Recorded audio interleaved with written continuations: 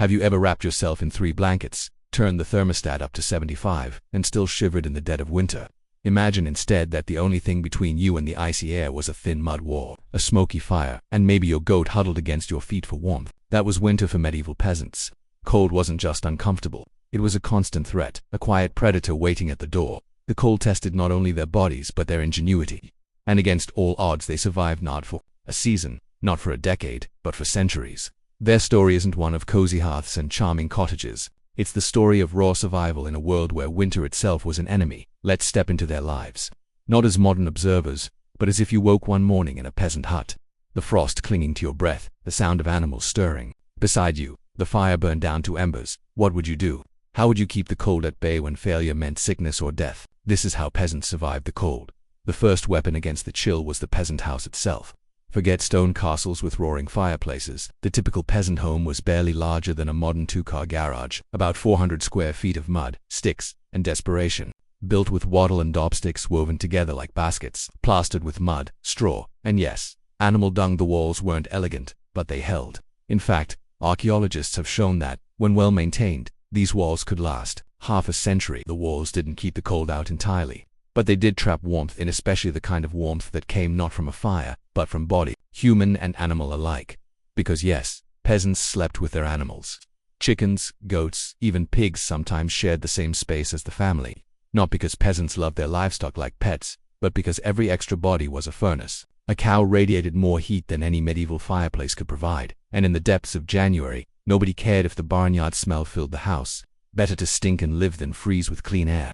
Privacy was a luxury nobody asked for. Families huddled together on straw mattresses, parents, children, neighbors if needed, dull pressed close under wool blankets. Imagine an entire household turning itself into one living quilt. It wasn't glamorous, but it worked. As for the floor, don't picture wooden boards or polished stone. The floor was dirt. To cover it, peasants spread rushes, bundles of reeds, mixed with herbs like mint or lavender. At first, the rushes added a pleasant smell, but over weeks, then months, they mixed with food scraps, ash, manure tracked in from boots, and whatever else life dropped there. Instead of being cleared away, new rushes were simply layered on top of the old. Archaeologists have dug into these ancient floors and found them 6 inches thick, compacted with the remains of peasant meals and winters long past. It was filthy, yes, but it also added insulation. Every disgusting layer kept out a bit more of the frost creeping through the ground. Peasants didn't have insulation foam, they had compost floors.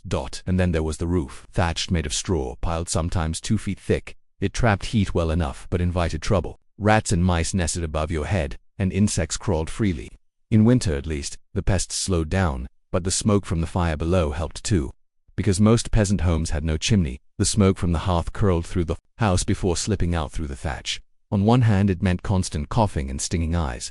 On the other, the smoke actually preserved the roof, killed pests, and added a protective layer against the cold. So peasants lived half-blind in smoky rooms not because they liked it, but because it was one of their few defenses. Now, let's talk about the fire. A medieval hearth wasn't the cozy fireplace we romanticize today.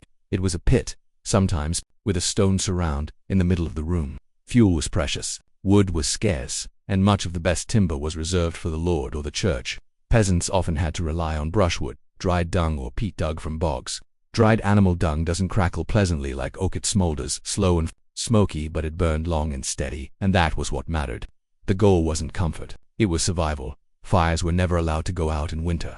Relighting them was difficult and dangerous when tinder was scarce. Some families guarded their fire as if it were treasure, banking the coals at night under ash to keep them alive. Until morning, if the fire died, a family might borrow burning wood from a neighbor, a small but vital form of communal survival. The village itself was a living network of borrowed sparks. But warmth wasn't just about fires or walls. It was about food. Calories were insulation from within. The peasant diet was built to fuel bodies working and shivering in the cold. Bread was the foundation, 2 or 3 pounds of it per day, often made from coarse flour ground with stone, full of grit that slowly wore down teeth. Alongside bread came pottage, a thick stew of beans, peas, and root vegetables, boiled endlessly in the same pot, day after day. Sometimes the pot never truly emptied. Ingredients were added whenever available, creating a stew that aged like sourdough starter. It might be bland, but it was hot, filling, and rich with the kind of slow-burning energy needed to survive winter labor. Meat was rare, saved for feast days or butchered in late autumn when animals couldn't be fed through the cold months. Salt, pork, bacon, or preserved fish were treasured like gold. Even the scraps, the organs, the feet, the snouts were boiled down into meals. Nothing was wasted, not even bones, which flavored broths. When the church banned meat on fasting days, peasants turned to ingenious substitutes: almond milk instead of dairy, mock eggs shaped from ground nuts and spices, or fish defined creatively enough to include beaver tails and barnacle geese. Hunger breeds imagination, and peasants had plenty of both. As for drink, forget wine or clean water. Water was risky, often contaminated. The solution: small beer. A weak brew with low alcohol content, safer than water, drunk by everyone, children included. In winter, it warmed the body and dulled the ache of cold muscles. In a world where hydration could kill, beer was survival. But even with food and fire, winter was harsh. Work did not stop. Animals needed tending, tools needed repair. Men trudged through snow to feed livestock, breaking ice to reach water. Women spun wool, wove cloth, and mended garments by dim rushlight. Dried reeds dipped in animal fat that gave the faint glow of a birthday candle. Children gathered brushwood, carried water, and learned that survival was everyone's job. And yet, despite the misery, peasants found joy. Feast days, mandated by the church, meant no work, sometimes as many as 150 days a year. Winter festivals lit the gloom with music, dancing, and communal meals.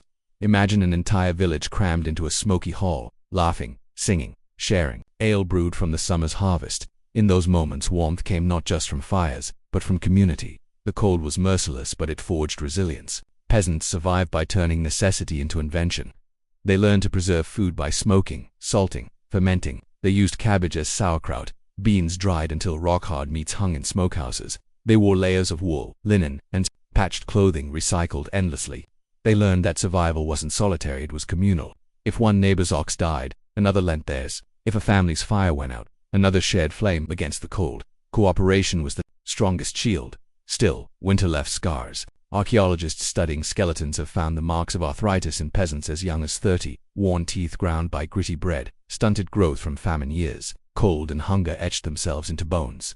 And yet, there were survivors who lived to 60, even 70, hardened by the life they endured. So, how did peasants survive the cold? Not with comfort, but with grit. With dung fires and smoky roofs, with animals sleeping at their side, with pottage boiling endlessly on the hearth, and with the unspoken understanding that everyone in the village was bound together against the frost. The next time you complain about a drafty room or a chilly commute, remember them. They survived winters with nothing but mud, smoke, and each other. And in doing so, they carried humanity through some of the harshest centuries in history. Because in the end, warmth wasn't just fire or food. Warmth was survival. Warmth was community. Warmth was the stubborn will to live another winter, no matter how cold it became.